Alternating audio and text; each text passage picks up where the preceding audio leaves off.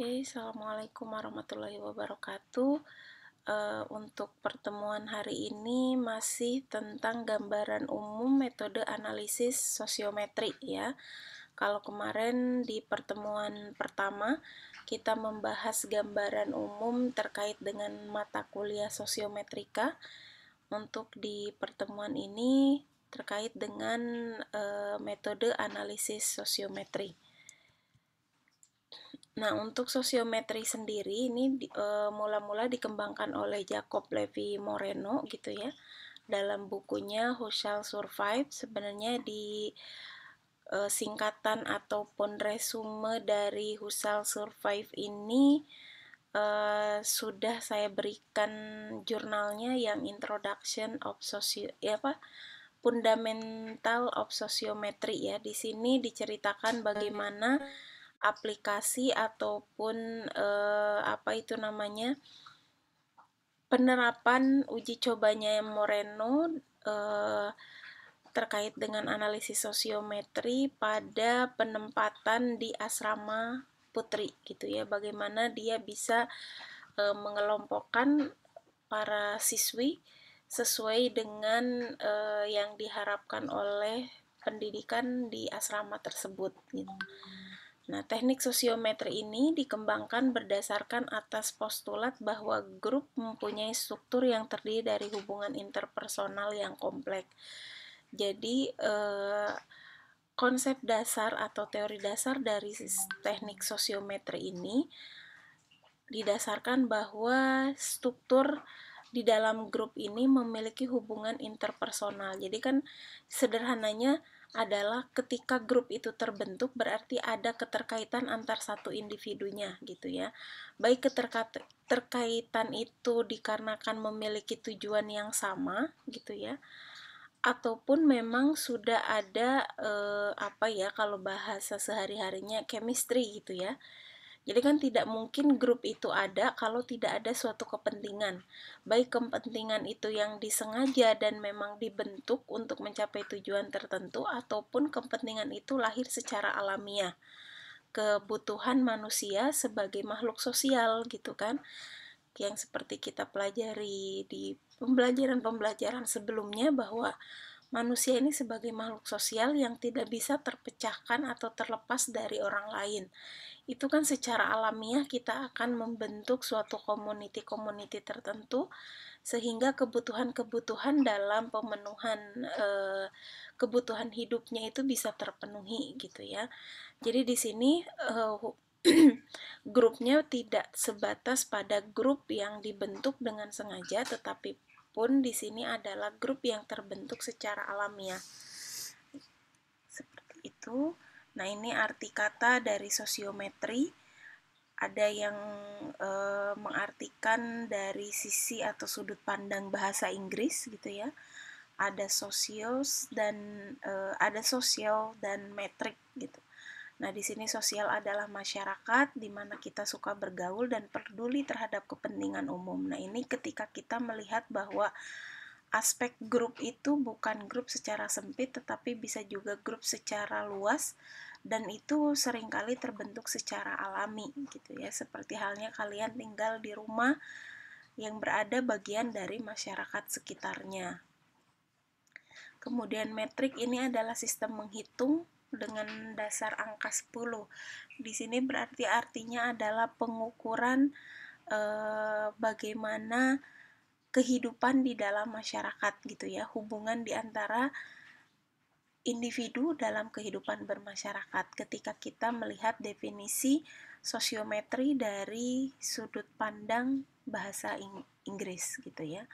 Tidak jauh juga dalam sudut pandang dalam bahasa Indonesia, sosiometri ini berasal dari sosial dan meter, di mana sosial adalah hal yang berkenaan dengan masyarakat, memperhatikan kepentingan umum gitu ya, saling tolong-menolong, kemudian saling membantu, saling menderma itu saling membantu.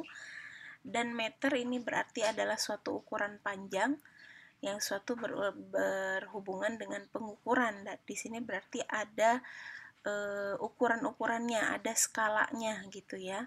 Meskipun tidak kemudian dalam satuan panjang yang ada di dalam sosiometri ini, tetapi nanti ada ukuran-ukurannya. Di mana ukurannya? Nanti ada ukuran yang umum dikenal di dalam sosiometri itu ada penerimaan dan penolakan. Jadi berapa seseorang diterima gitu ya, berapa besar atau seberapa banyak orang menerima si A dalam lingkungan tersebut gitu ya, ataupun si B gitu, atau siapa nanti yang menjadi jadi dari setiap status pemilihan dan penolakan itu akan melahirkan suatu peran bagi setiap individu, baik dia sebagai misalkan nanti ada yang disebut sebagai star, di mana dia sebagai panutan, sebagai pimpinan gitu ya, yang kalau di masyarakat yang dituakan gitu ya, seorang tokoh. Kemudian ada yang perannya sebagai bridge, ada yang sebagai license dan sebagainya. Nanti kita akan pelajari ketika sudah masuk ke jaringan sosiogram, jaringan komunikasi. Jadi seperti apa bentuk-bentuk sosiogram, dan dari sosiogram itu nanti akan terlihat dengan jelas peranan dari masing-masing individu di dalam kelompok tersebut. Seperti itu ya. Kalau ukuran-ukuran pemilihan penolakannya saja dari matrik pun bisa kelihatan nanti. Tetapi di situ agak sulit untuk mengidentifikasi perannya sebagai apa gitu ya. Karena kalau matrik kan relatif tabel saja sebenarnya. Kalau di kita di orang statistik itu lebih pada penyusunan tabulasi lah seperti itu ya. Nah, nanti akan lebih mudah menginterpretasi itu ketika kita sudah membuat sosiogram. Nah, ada juga yang mendefinisikannya bahwa sosiometri itu berasal dari bahasa Latin yaitu socius dan metrum gitu ya. Intinya sama di sini bahwa ada pengukuran terhadap kehidupan sosial gitu ya. Nah, ukuran keterkaitan tidak saja mengukur kelakuan di dalam grup, tapi juga untuk sebuah perubahan dan menentukan tingkat perubahan yang mestinya terjadi gitu ya. Nah, setelah kita membuat grup atau ada di dalam suatu grup, tentu kita akan melakukan sebuah perubahan. Perubahan di sini perubahan-perubahan dalam upaya mencapai tujuan yang diharapkan oleh grup tersebut gitu ya. Kalau di lingkungan masyarakat berarti kan pemenuhan akan kebutuhan hidup gitu ya. Sehingga perubahannya itu harus bagaimana gitu. Seperti halnya misalkan kalau di lingkungan RT atau di lingkungan RW gitu ya, di kampung-kampung itu masih ada yang disebut dengan yang mengumpulkan beras misalkan sekaleng bekas susu gitu ya dalam seminggu sekali. Itu bagian dari perubahan-perubahan di dalam masyarakat dalam upaya mencapai tujuan, entah dia sebagai uang kas di ke-RW-an atau RT-nya, atau memang di situ menjadi lumbung, nantinya ada lumbung beras gitu ya, ketika pada masa paceklik itu akan dijadikan tabungan bagi warga sekitarnya untuk pemenuhan kebutuhannya, atau bisa jadi untuk tujuan-tujuan lain. Kalau kemudian di kantor seperti apa perubahan-perubahan itu? Seringkali misalkan ketika kita dalam satu subseksi gitu ya, tidak hanya ketika ada perubahan dari pimpinan secara keseluruhan, rotasi jabatan misalkan ya di lingkungan kantor, tidak semata-mata seperti itu, bisa jadi dalam seksi sendiri nanti ada rotasi pembagian tugas dan wewenang. Dalam upaya apa ya? Refreshing, dalam upaya mencapai perubahan-perubahan yang lebih baik di dalam tim kerjanya, sehingga seseorang tidak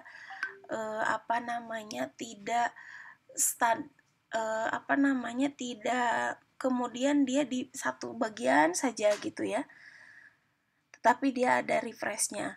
Bahkan rolling atau rotasi di internal itu cukup tinggi. Jangankan di internal, kadang ketika masih musim kasih, sekarang masih bertahap ya, masih ada kasih di beberapa bagian gitu, meskipun sekarang sudah banyak fungsional, itu mutasinya sangat tinggi, kadang baru setahun, ada lagi pergantian kasih. Saya waktu itu sampai bertanya, karena masih pegawai baru gitu ya, saya berpikir kalau terlalu sering berubah begini bagaimana terjadi pencapaian tujuannya gitu. Kadang kan kita baru di ruangan tersebut atau di bagian tertentu itu baru menyusun strategi gitu ya, baru perkenalan, oh ini tim kerjanya seperti apa, kemudian tugas saya itu apa gitu kan. Kalau dalam jangka waktu sekian bulan kemudian pimpinan kita ganti lagi, tentu pimpinan terkait pun kan baru menyusun strategi sudah dipindah. Tapi memang akhirnya saya bertanya kenapa terjadi seperti ini di BPS gitu ya, karena waktu itu saya sendiri sebelum di BPS itu kan di lingkungan kampus gitu ya, di Unpad, meskipun belum PNS. Saya ngajar di Universitas Pajajaran waktu itu, ya relatif tidak ada mutasi, yang ada paling dosen baru gitu ya, yang baru penempatan baru, pengangkatan baru, relatif tidak ada perpindahan gitu kan, karena selain itu pun kita kan fungsional ya kalau di dosen itu, sama di STS juga sekarang. Sedangkan pas kemudian di BPS rotasi itu begitu cepat, ternyata memang ada upaya-upaya untuk mencapai suatu tujuan tertentu, perubahan itu gitu kan. Meskipun memang menurut saya yang baru di lingkungan birokrat gitu ya, di lingkungan birokrasi, yang gabungan birokrasi dan fungsionalnya, birokrasinya lebih kental gitu karena di kantor, itu agak lumayan kaget. Ternyata memang di situ sebagai upaya mendapatkan perubahan yang lebih baik. Perubahannya apa salah satunya? Karena kalau di BPS posisi itu tetap dalam jangka waktu yang cukup lama, khawatirnya orang jadi hafal karakteristik data gitu ya. Akhirnya ya udahlah, tidak usah ke lapangan. Itu jawaban singkat dari senior-senior pada waktu itu. Jadi saya berpikir, oh iya juga gitu kan, mungkin seperti itu. Ketika orang disimpan terlalu lama pada suatu subseksi tertentu, orang jadi paham pola datanya, sehingga nanti ketika ada survei ataupun apa namanya sensus atau pendataan-pendataan lain, kita udah tahu gitu kan, sehingga ya ngapainlah ke lapangan. Nah itu untuk meminimalisir eh, error-error yang seperti itu. Ternyata setelah saya jalani gitu kerja setahun di sana, apa yang disampaikan oleh senior-senior tersebut ya memang benar. Karena banyak kan kerjaan kita rutin, apalagi yang di lapangan itu kan banyak rutin. Kalau kita standby atau lama di satu wilayah, ya terbaca gitu gaya apa namanya gerak datanya seperti apa, udah punya arsipnya dari survei-survei sebelumnya. Ternyata itu bagian dari upaya-upaya memberikan perubahan yang lebih baik gitu ya. Kemudian menentukan tingkat perubahan yang semestinya terjadi. Nah, kalau ini tingkat perubahan yang semestinya terjadi biasanya menjadi salah satu dasar kenapa diadakan perubahan. Jadi lebih untuk outputnya itu sudah ada ditentukan gitu ya, apa dan kenapa kita melakukan perubahan. Kalau tadi kan perubahannya seperti yang tadi saya ceritakan. Nah, kalau di sini tingkat perubahannya itu perubahannya mau seperti apa yang diharapkan. Nah, itu ditentukan terlebih dahulu sehingga perubahan itu disesuaikan dengan output yang diharapkan. Oke, kemudian di sini definisi secara teori untuk sosiometri, sebuah konsepsi psikologis ini yang menurut Moreno yang mengacu pada suatu pendekatan metodologis dan teoritis terhadap kelompok gitu ya. Jadi memang kajian dalam Moreno ini berdasarkan pada kaidah-kaidah ilmiah, metodologisnya sangat jelas, teorinya pun cukup jelas gitu ya, sehingga diperoleh konsepsi psikologis dalam pembentukan kelompok. Nah, sosiometri ini adalah merupakan metode pengumpulan data tentang pola struktur sosial individu dalam suatu kelompok dengan cara menelaah relasi sosial dan status sosial. Jadi yang dikaji di dalam sosiometri itu adalah relasi sosial yang di dalamnya tentu ada interaksi sosial gitu ya. Nah, status sosial di sini bukan status sosial dalam artian tingkatan kelas sosial ya. Tetapi nanti di sini status sosialnya lebih pada peran individu di dalam kelompok tersebut gitu ya. Jadi bukan si kaya, si miskin dan sebagainya, tidak, bukan pada kelas sosial itu, tapi di sini status sosialnya lebih pada peran dalam kelompok. Kemudian secara sederhana definisi dari sosiometri ini adalah ukuran pertemanan. Jadi intensitas saya misalkan dengan salah satu mahasiswa, taruhlah di sini ada si Pulan dan si Wulan gitu ya. Nah, si Pulan dan Wulan ini menurut pandangan mahasiswa yang saya ajar cukup dekat dengan saya. Karena misalkan si Wulan sering saya minta tolong untuk membantu tugas-tugas kerjaan saya, ya kerennya jadi sekretaris pribadi saya gitu ya misalkan. Nah, yang Wulan ini setiap ada informasi kelas atau mungkin statusnya adalah PJ misalkan ya di kelas tersebut, selalu saya hubungi melalui si Wulan misalkan gitu ya. Nah, menurut pandangan kelas tersebut bahwa hubungan saya dengan Pulan ataupun Wulan sangat intim, sangat dekat sekali. Nah, padahal kedekatan antara si Pulan dan si Wulan ini berbeda. Nah, itulah yang nanti akan kita ukur sejauh mana pertemanan atau hubungan seseorang.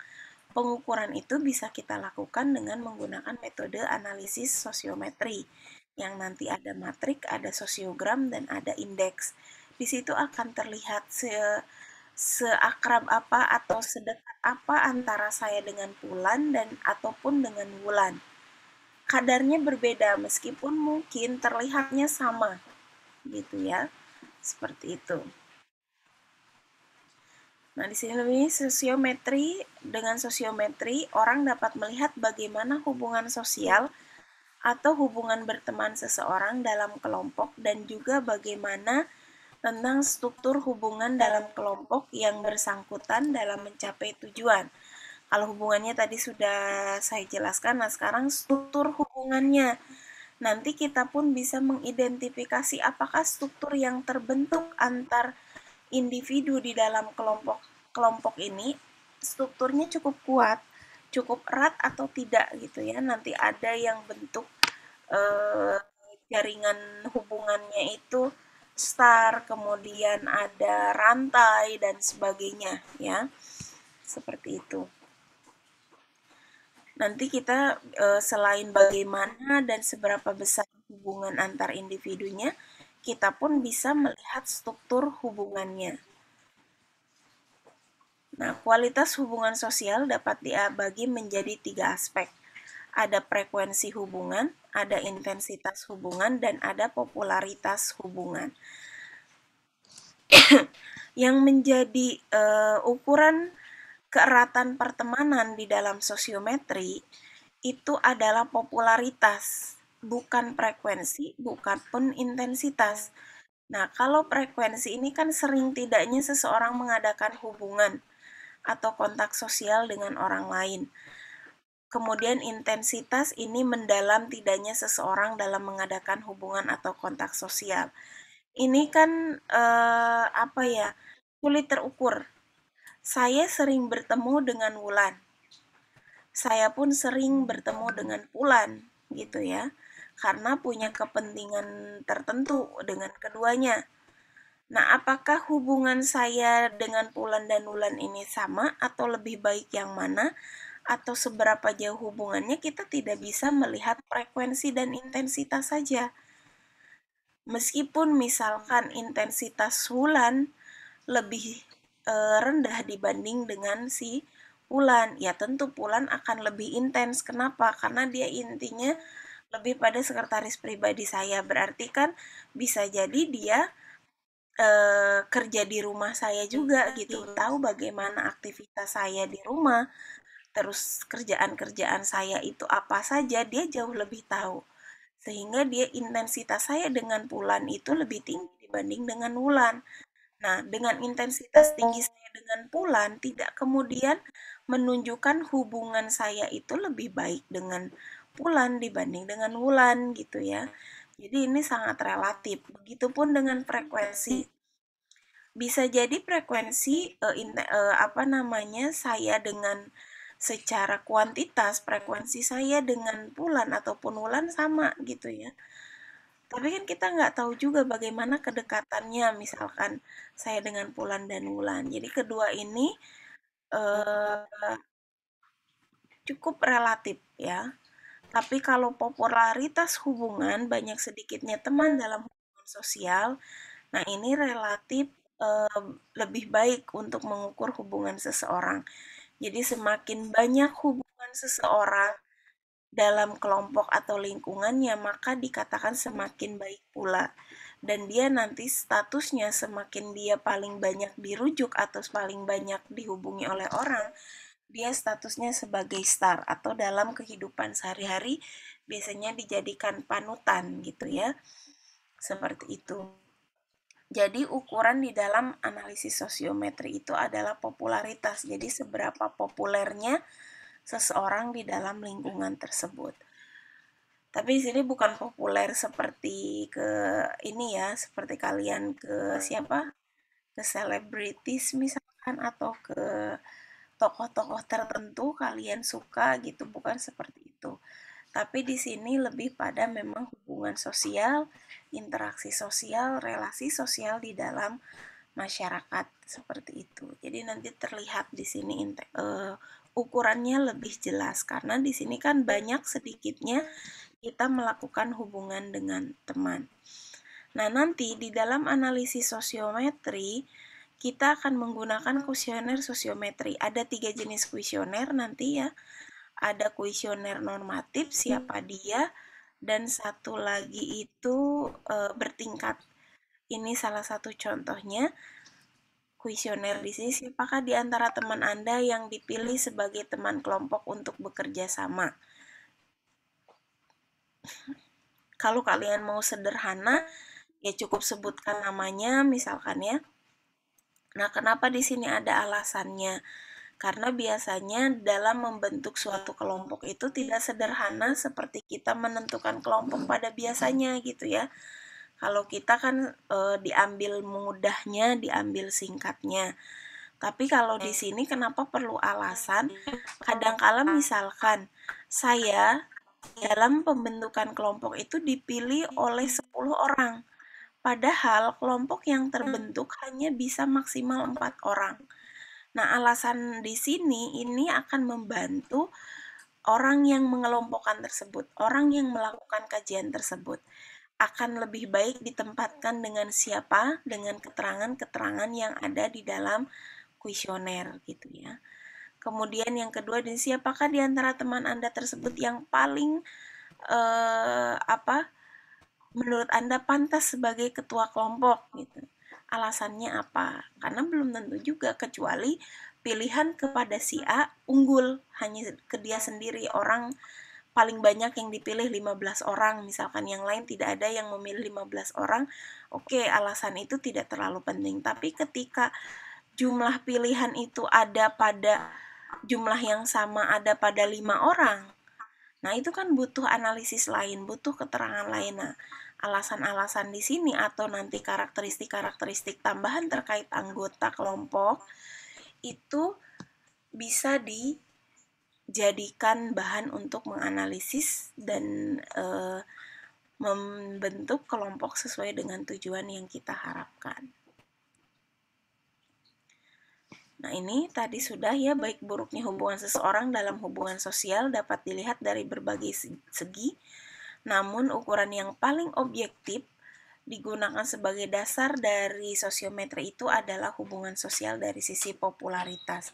Karena dasar dari popularitas itu lebih mendasarkan pada banyak sedikitnya orang melakukan hubungan pertemanan. atau melakukan pemilihan. Tapi nanti di popularitas di sini yang paling banyak dipilih ya, bukan kemudian yang paling banyak ditolak, tapi yang positifnya. Jadi yang banyak memilih.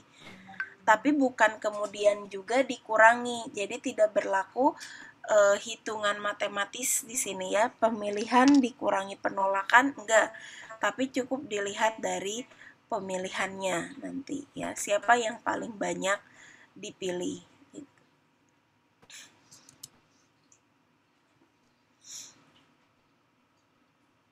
Nah, di sini dalam pembentukan dalam suatu grup, sosiometri ini bisa menjadikan suatu alat yang powerful gitu ya untuk mengurangi konflik dan meningkatkan komunikasi. Kenapa?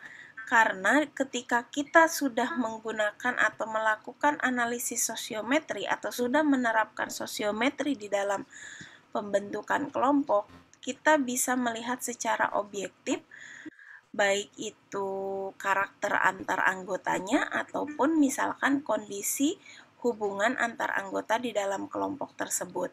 Dan kita pun bisa menganalisis perubahan-perubahan dinamis yang terjadi di dalam kelompok tersebut, sehingga ketika ada bibit-bibit konflik gitu ya, sudah bisa mulai teredam.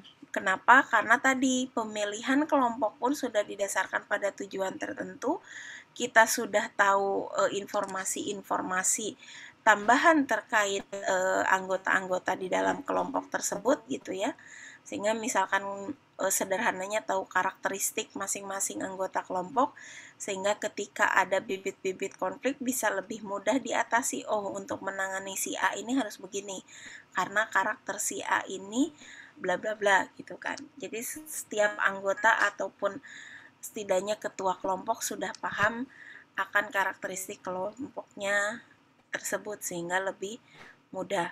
Nah, kemudian dengan sosiometri kita pun bisa mengeksplorasi adanya subgrup. Jadi ada grup-grup kecil atau ada aliansi-aliansi gitu ya. Kemudian ada hubungan yang tersembunyi di sini. Kemudian kita pun bisa melihat star.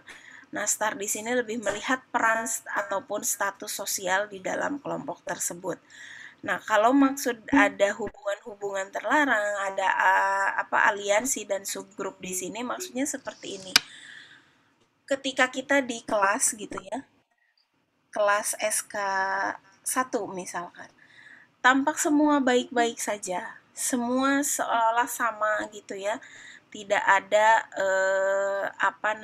geng-gengnya lah gitu, grup-grup kecil itu kalau bahasa biasanya misalnya ada geng-gengan gitu ya, tampak baik-baik saja gitu ya, tetapi ternyata setelah dianalisis, setelah dieksplorasi dengan metode analisis sosiometri, ternyata di kelompok SK1 ini mengelompok menjadi grup-grup kecil.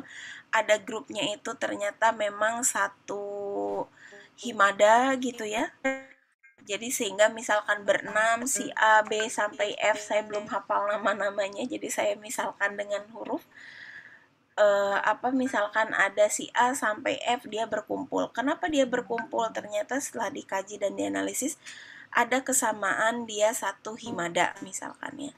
Kemudian ada lagi yang berkumpul 3 orang. Kenapa dia berkumpul hanya 3 orang? Ternyata dulunya pernah satu kelas ketika kelas 2-nya. Jadi memang sudah dekat. Ternyata ada grup-grup kecil yang didasarkan pada kepentingan-kepentingan tertentu gitu ya. Nah, dengan analisis sosiometri ini bisa terungkap. Padahal kalau secara kasat mata tidak terlihat, seolah-olah semua sama. Tidak ada sekat di antara kalian, tidak ada yang membedakan antara satu dengan yang lainnya, tapi ternyata ada grup-grup kecil di dalam kelompok tersebut. Nah, grup-grup kecil ini ya kalau tidak kita maintain dengan baik bisa jadi malah menjadi sumber konflik gitu kan. Tapi kalau kita sudah maintain dan kemudian kita sudah melakukan analisis dengan baik gitu ya, karena kita tahu misalkan di sini kepentingan ketua kelas. Ketua kelas tahu bahwa di sini ada sub-sub grup kecil gitu yang didasarkan pada backgroundnya masing-masing. Itu Jadi lebih tahu kondisi kelasnya, sehingga bagaimana harus menangani kelasnya supaya tidak terjadi konflik di dalam kelasnya. Kalau hubungan terlarang bagaimana? Nah, hubungan terlarang ini ya misalkan di sini bukan hubungan terlarang dalam arti sempit ya.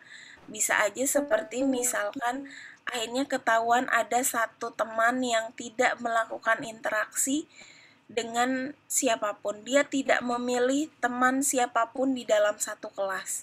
Meskipun ada teman lain yang memilih dia, karena dengan dasar ada alasan di sana ia ingin mencoba mendekati, ada masalah apa sehingga dia tidak melakukan interaksi dengan baik dengan kelas gitu ya. Ternyata memang dia tidak memilih salah satu di antara teman yang ada di kelas gitu. Berarti kan ada kejadian atau ada hubungan yang kurang baik gitu ya antar teman. Nah, masih mending kalau ada yang milih teman lainnya. Kalau tidak ada yang memilih, dia akan menjadi memiliki status sosial orang yang terisolir atau jadi isolate nantinya. Kalau masih ada yang memilih masih mending, ada yang menolak masih mending, berarti ada interaksi gitu kan.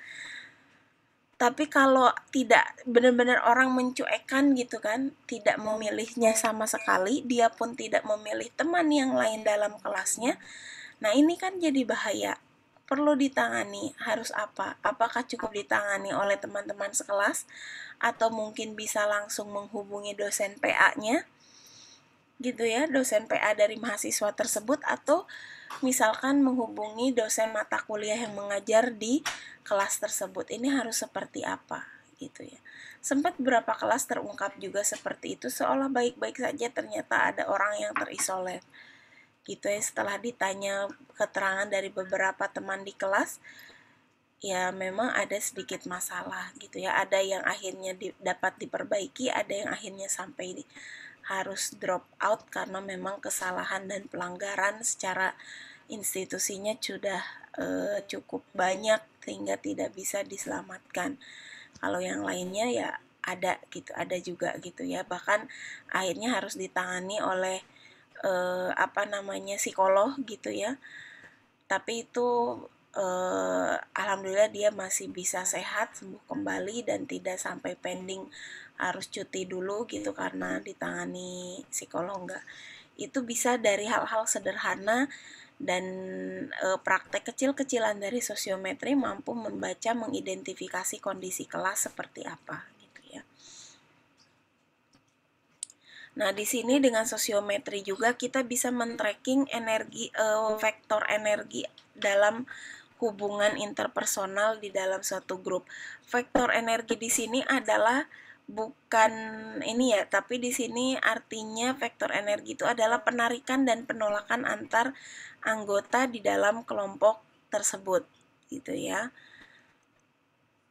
Nah, di sini kita juga bisa melakukan hubungan dengan satu dengan yang lainnya untuk mencapai suatu tujuan yang spesifik gitu ya.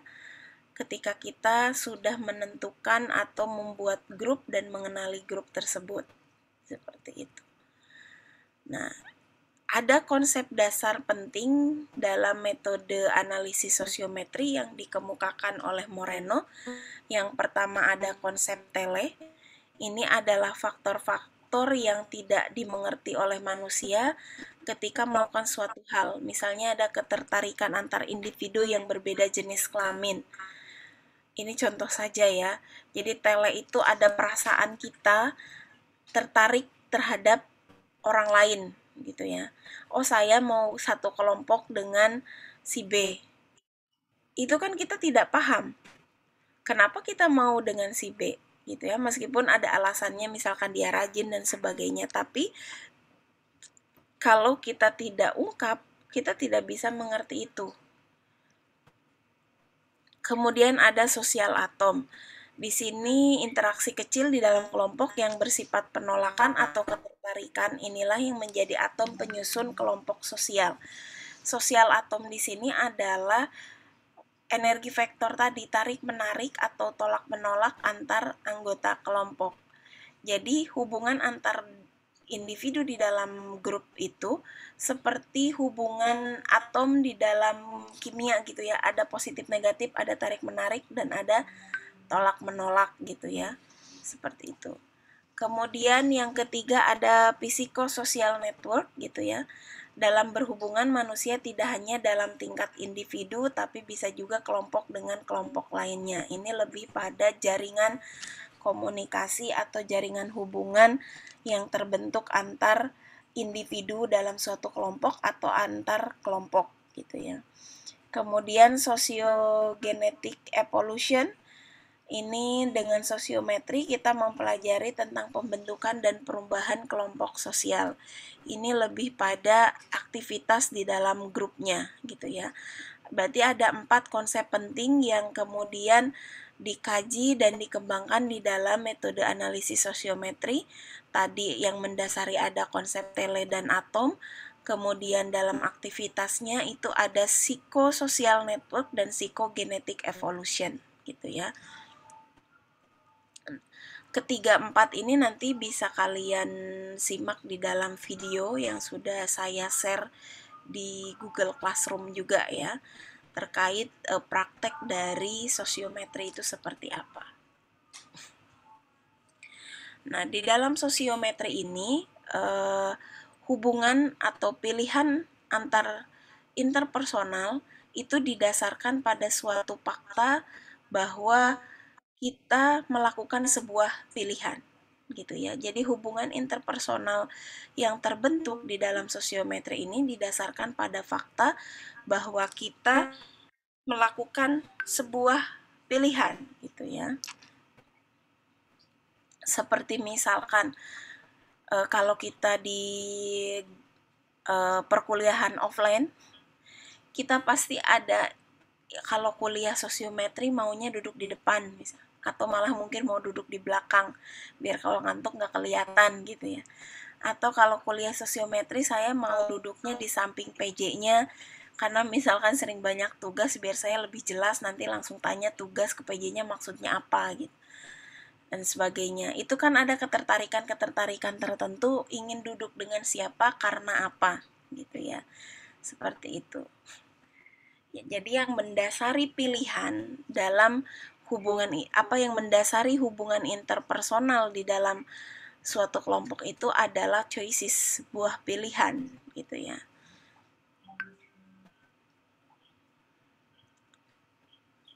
Oke, ini sosiometri dia bisa memetakan dan membangun hubungan antar individu gitu ya. Dan ini nanti ada dibahas juga di tujuan sosiometri ataupun kegunaan di sini. Nah, untuk tadi dalam sosiometri ini kan memberikan perubahan gitu ya, atau kemudian mengevaluasi, melihat dampak dari perubahan tersebut gitu. Nah, dalam sosiometri ini kita pun bisa mencapai target-target tertentu sebagai kemajuan kerja dari suatu grup gitu ya. Nah, dengan sosiometri ini berguna karena sosiometri merupakan alat ukur untuk mengurangi tingkat konflik dan meningkatkan komunikasi seperti yang tadi saya sudah jelaskan. Kemudian anggota grup dapat menilai sendiri anggotanya secara objektif dan menganalisa dinamika yang ada. Karena kita sudah berada pada satu frekuensi yang sama gitu ya, biasanya kan kita mengelompok karena ada kesamaan.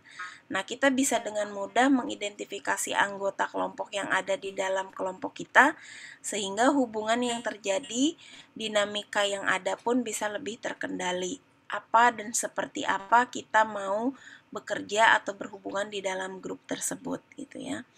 Kemudian sebagai alat yang sangat berguna untuk menilai dinamika dan perkembangan dalam sebuah grup, dalam sebuah terapi atau pelatihan. Jadi seringkali sosiometri ini digunakan dalam pembuatan grup di suatu training atau terapi gitu ya. Bahkan mungkin ketika kalian mengikuti suatu training, ada apa, biasanya ada acaranya dinamika kelompok. Berarti kan harus ada pembentukan kelompok. Pembentukan kelompoknya biasanya dibuat game-game tertentu gitu ya.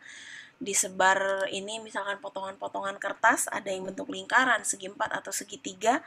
Nanti orang yang memilih ukuran yang sama itu akan menjadi satu kelompok. Sebenarnya itu salah satu contoh aktivitas sosiometri gitu ya, menerapkan analisis sosiometri di dalam pembentukan kelompok, tapi itu sangat sederhana dan tidak dilakukan kajian secara mendalam gitu ya, karena hanya didasarkan pada satu aspek saja. Karena dasar di situ adalah ketika seseorang memilih benda yang ada di depannya, berarti ada satu ketertarikan. Berarti kan ada ketertarikan yang sama terhadap suatu hal, diharapkan memiliki karakter yang sama, sehingga dia akan dikelompokkan pada satu grup tertentu. Tapi itu sangat sederhana sekali. Yang biasa digunakan analisis sosiometri di sini ini dengan menggunakan angket ataupun kuesioner sosiometri, sehingga bisa dilakukan kajian yang cukup mendalam dan grup yang terbentuk pun sesuai dengan yang diharapkan. Kemudian kenapa kita memerlukan sosiometri? Karena supaya kita fokus terhadap target yang ingin diharapkan dari pembentukan hubungan antar individu tadi gitu ya. Kemudian di sini kita pun bisa melihat kontribusi nilai suatu nilai gitu ya. Ini lebih melihat siapa pemimpinnya di sini ya. Yang tadi kalau sudah belajar peran dan status, yang berperan sebagai leadernya siapa, starnya di sini siapa, gitu ya. Ini akan terlihat nanti. Mungkinkah star itu lebih dari satu? Mungkin, bisa jadi, gitu ya. Tapi seringnya paling satu atau dua orang saja, orang yang memang nanti akan jadi leader dalam kelompok tersebut, gitu ya. Kemudian di sini kita bisa melihat informal relationship network. Jadi ada hubungan-hubungan yang di luar tujuan kita bentuk kelompok tersebut. Contohnya misalkan kalau secara formal, misalkan kita lihat di STIS gitu ya. Di STIS kan secara formal perbagian kelompoknya ada BAU, ada BAK gitu ya. Kemudian ada prodi, ada manajemen, misalkan pimpinan gitu ya, ada CS dan sebagainya.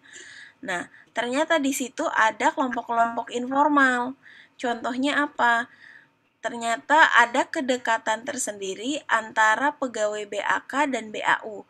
Kenapa kemudian mereka berkumpul gitu? Ternyata mereka satu kabupaten gitu kan. Atau misalkan seperti tadi kalian di mahasiswa misalkan ya. Secara formalnya kan kalian sudah dikelompokkan berdasarkan kelas. Tetapi dalam kelompok formal itu ada hubungan informalnya, ada yang didasarkan karena satu provinsi, ada yang karena dulunya satu SMA, gitu kan ya, ada yang satu kampung mungkin juga, atau karena hubungan satu kosan, sehingga ada grup-grup kecil lagi, grup-grup informal. Nanti ada sebutannya cluster sama subscribe cluster. Diidentifikasi ada grup formal dan informal, kemudian bagaimana nanti hubungan antar grupnya, seperti itu, bagaimana status antar perannya tersebut, itu nanti kita pelajari di dalam sosiogram ya. Seperti itu. Kemudian di sini fokus on culture, providing connection, contribution and credibility. Ini lebih pada identifikasi terhadap pola hubungannya, kontribusi antar satu anggota dengan anggota lain di dalam kelompok, dan bagaimana kredibilitas seseorang di dalam membentuk suatu kelompok tersebut gitu ya. Seperti itu. Kapan sosiometri ini digunakan? Pertama, ketika kita berkepentingan untuk mempelajari hubungan intrakelompok atau grup karena berpengaruh terhadap produk atau tujuan dari suatu kegiatan. Yang kedua, meningkatkan status organisasi. Di sini misalkan dari yang tadinya tidak dinamis menjadi kelompok yang dinamis, atau yang tadinya kelompoknya tidak kondusif menjadi semakin kondusif gitu ya, semakin efektif. Memperkuat teamwork atau kerjasama tim dengan kita tahu karakternya dan kita dikelompokkan berdasarkan suatu kriteria tertentu, maka kemudian kerjasama di dalam tim ini akan lebih baik dan tujuan gitu kan akan tercapai dengan baik juga. Memaparkan dan menyelesaikan konflik bisa juga gitu ya. Ketika misal kalian tahu bahwa akan di SEMA ini kok kayaknya ada tim dari anggota yang pro ketua umum misalnya, ada yang pro wakil ketua gitu ya, sehingga kerjasama kalian itu tidak terlalu baik gitu. Nanti kalau yang kata ketua A nyampe ke sekretaris jadi berbeda misalnya, atau ke wakil ketua jadi berbeda. Nah, ini bisa juga kita menggunakan analisis sosiometri untuk meredam konflik tersebut. Kemudian mengerti dan menindaklanjuti soft skill yang ada. Nanti setelah kita pelajari peran dan status seseorang ataupun setiap individu di dalam kelompok tersebut, kita akan paham soft skill-nya masing-masing. Sehingga kita akan memberikan tugas sesuai dengan soft skill-nya. Kita juga bisa saling berhubungan satu dengan lainnya menyesuaikan dengan karakter dan soft skill dari masing-masing sehingga bisa saling menutupi kekurangan antar kelompok gitu ya. Kemudian yang keenam, membangun pola tingkah laku yang sesuai dan tepat. Ini ritme komunikasi kalian dalam kelompok akan menjadi lebih bagus gitu ya. Kemudian integrasi action dan ide dalam organisasi atau bisnis, dan yang terakhir memberikan ruang pada kemampuan informal leadership untuk kemajuan organisasi. Ke poin 8 ini karena nanti kita tahu selain star itu biasanya ada orang level berapa gitu ya, terus dia perannya sebagai apa, sehingga nanti mungkin bisa jadi keluar pemimpin-pemimpin informal yang baru seperti itu. Nah, di dalam sosiometri ini sebenarnya ada dua gitu ya. Ada yang pertama sosiometri penelitian. Ini adalah penelitian tindakan dengan mengeksplorasi hubungan jaringan sosial emosional di dalam kelompok gitu ya.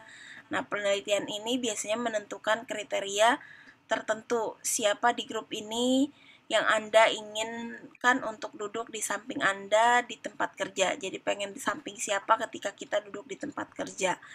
Atau siapa dalam kelompok Anda yang terlihat memberikan kepemimpinan. Jadi ini kan lebih analisis agak dalam terhadap suatu kondisi atau karakter orang yang ada di sekitar kita gitu ya. Sehingga di sini dari sosiometri penelitian pun sering disebut eksplorasi jaringan karena berkaitan dengan pola relasional dalam populasi kecil dan populasi yang lebih besar seperti organisasi atau lingkungan masyarakat. Jadi kalau di sosiometri penelitian ini tidak sebatas pertanyaannya ingin dengan siapa Anda satu kelompok gitu, tidak hanya seperti itu, tetapi kita pun ditanya dengan siapa dan alasannya bagaimana, cukup mendalam gitu pertanyaannya, karena kita berharap bahwa hubungannya itu bisa terbentuk lebih baik gitu ya, karena sudah tereksplorasi hubungan jaringan antar sosial emosional di antara anggota kelompoknya. Kemudian yang kedua, jenis sosiometri ini ada sosiometri terapan, di mana dia memanfaatkan berbagai metode untuk membantu mereview orang-orang atau kelompok, memperluas dan mengembangkan jaringan hubungan psikososial yang ada pada mereka, gitu ya.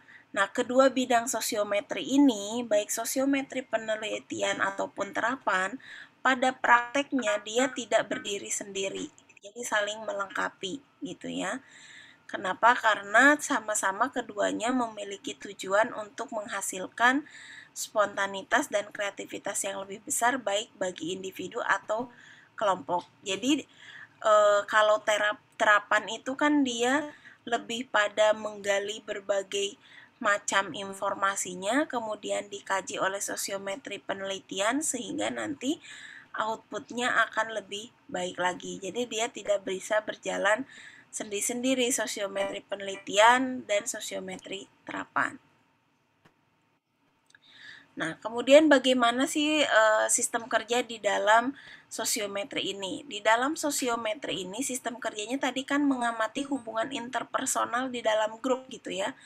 Jadi positif itu terjadi hubungan positif ketika dia saling menarik atau dia saling memilih. Kalau negatif berarti dia saling menolak gitu ya, seperti kalau di penelitian kimia seperti air dengan minyak, jadi tidak bisa campur gitu. Itu yang hubungan negatif gitu ya. Nah, ini this occur in response to a flow of feeling tele. Jadi di hubungan tadi positif negatif ini karena feeling atau tele tadi ya, yang salah satu konsep dasar yang disampaikan oleh Moreno di dalam sosiometri kan tadi ada tele, karena perasaan gitu ya, perasaan ada ketertarikan, bisa dia mutual dan resiprokatif, jadi dia saling memilih gitu ya, bisa juga dia saling menolak atau tidak ada hubungan saling memilih gitu ya, atau malah parahnya dia berkonflik gitu ya, seperti itu. Jadi nanti ada hubungannya tuh satu arah, ada hubungannya dua arah. Misalkan saya dengan si Pulan itu satu arah. Bisa juga Pulan juga memilih saya, berarti hubungannya timbal balik nanti. Ada yang hubungannya satu arah dan ada yang hubungannya timbal balik. Nah, ini definisi dari metode sosiometri, suatu metode kuantitatif yang mengukur hubungan sosial gitu ya, yang dibangun dengan dasar psikoterapis. Ini definisi yang disampaikan oleh Jacob Moreno gitu ya, dimana di dalam grup tersebut mempelajari hubungan antara struktur sosial dan physiological well-being. Jadi hubungan baik antar individunya, seperti itu ya. Metode sosiometri juga merupakan sebuah jaringan analisis gitu ya, jaringan komunikasi tentunya di sini karena ada hubungan. Kemudian a theoretical dan methodological approach, pendekatan teoriti dan metodologi dalam menganalisis hubungan antar individu pada suatu kelompok kecil. Nah, di sini nanti kita dalam metode sosiometri ada yang disebut dengan sosiogram. Ini adalah suatu metode grafik yang cukup sistematik gitu ya. Nanti hubungan antar individunya itu ditandai dengan sebuah poin atau note, dan hubungan antar individu dengan individu lainnya nanti akan dihubungkan oleh sebuah garis. Itu sosiogram gitu ya. Nah, data yang digunakan dalam sosiogram ini berasal dari mana? Berasal dari sosiometrik. Kenapa harus dibuat sosiometrik? Karena kalau dengan sosiometrik terlebih dahulu, kita bisa lebih mudah mengontrol dan mengevaluasi apakah hubungan yang terbentuk sudah sesuai dengan kebutuhan atau belum gitu ya. Dan kita bisa juga menentukan lebih awal siapa yang akan ada pada lintasan paling dalam, kemudian lintasan paling luar itu siapa. Itu memudahkan kita ya kalau dengan adanya sosiogram dibuat dulu terlebih dahulu matriknya.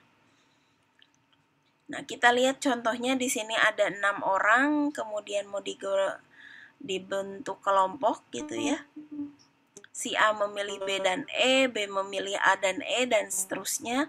Bentuklah sosiomatriknya. Nah, dibuat seperti ini biasanya kalau memilih ditandakan positif. Positif 1 gitu ya. Ada juga yang cuma tanda positif, kemudian kalau menolak dia tandanya negatif. A memilih B dan E, A memilih B dan E. B memilih A dan E, C memilih D dan E. Kebetulan di sini tidak ada penolakan. Kalau ada penolakan simbolnya negatif atau negatif 1. Gitu ya. Seperti itu setelah dipetakan semuanya di dalam suatu matrik, kemudian hitung jumlah pemilihannya ada berapa. Nah, dari jumlah pilihan inilah yang bisa menentukan kita ada berapa lintasan sosiogram yang perlu kita buat, terutama untuk lingkaran dan lajur ya. Kalau yang model bebas sih tidak ada ketentuan ataupun syarat-syarat tertentu. Nah, seperti di sini, ini model sosiogramnya bebas ya. A tadi memilih B, ternyata B-nya juga memilih A. Berarti kan ada hubungan timbal balik. Ada juga yang D memilih B, tapi B tidak memilih D. Apakah ketika B tidak memilih D diartikan menolak? Belum tentu. Jadi kalau tidak ada pernyataan B menolak D, ya tidak usah dibuat jalur untuk penolakan gitu ya. Seperti itu. Ini salah satu model sosiogram, yaitu jenis bebas. Ini tadi tujuannya, bisa teman-teman baca lagi ya. Nah, ini tipe-tipe sosiometri biasanya disesuaikan dengan jenis kuesionernya nanti. Ada tipe normatif, skala bertingkat, dan siapa dia. Untuk tipe normatif, ini setiap individu dalam kelompok ditanyai siapakah kawan yang disenangi atau tidak disenangi untuk diajak melakukan suatu aktivitas tertentu, atau siapa kawannya dalam satu pola hubungan tertentu, gitu ya. Di sini tipe normatif, siapa yang harus dipilih dan siapa yang tidak. Pilihan tidak harus diurutkan berdasarkan pilihan pertama paling disenangi dan seterusnya. Jadi di dalam normatif ini tidak harus berurutan dari yang pertama atau paling disenangi, enggak. Ya, seperti itu. Kemudian ada skala bertingkat. Nah, dalam skala bertingkat ini merupakan teknik yang mendeskripsikan tingkatan, level, atau mendeskripsikan variasi derajat karakteristik tertentu. Teknik ini sangat sesuai digunakan untuk menggali karakteristik responden yang bertingkat atau kontinum, yang menentang dari yang sangat kuat ke sangat lemah, dari sangat positif ke sangat negatif, gitu ya. Ini yang skala bertingkat. Jadi nanti ada pertanyaan ininya, apakah semakin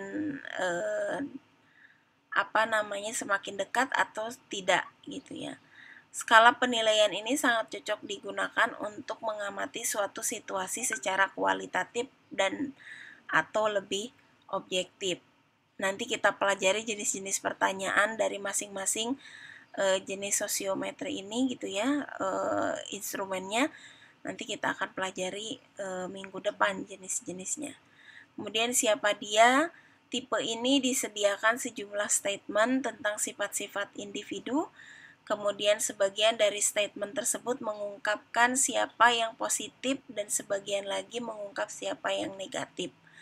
Ini biasanya lebih rinci terkait dengan karakternya. Misalkan dia orang yang murah senyum, kemudian dia tidak sombong, selalu menyapa setiap ketemu. Dia adalah siapa, gitu ya. Seperti itu model siapa dia. Pada masing-masing anggota kelompok disuruh memiliki kawan yang mempunyai sifat yang cocok dengan yang diungkapkan oleh statement tersebut. Ya. Jadi ini lebih untuk mengungkap karakteristik dari setiap anggota sebagai bahan pertimbangan dalam membuat kelompok. Nah, ini metode analisis sosiometri. Ada matriks sosiometri seperti tadi, sebenarnya tabel saja, bukan matriks seperti matriks di ALIN gitu ya, tapi tetap mempunyai ordo. Dia ordonya 2x2, 3x3 sesuai dengan jumlah anggota yang diharapkan dalam pembentukan suatu kelompok. Kemudian sosiogram, ini nanti ada model lingkaran, lajur, dan bebas. Dalam sosiogram ini hati-hati nanti dalam penempatan individunya jangan sampai ambigu ketika orang membacanya. Dan yang terakhir indeks ya, dari mulai nanti indeks pemilihan, indeks penolakan, pemilihan penolakan, mutually dan sebagainya. Banyak sekali jenis indeks yang akan kita pelajari. Demikian untuk materi hari ini. Silakan jika ada yang mau ditanyakan, kita lanjut dengan diskusi.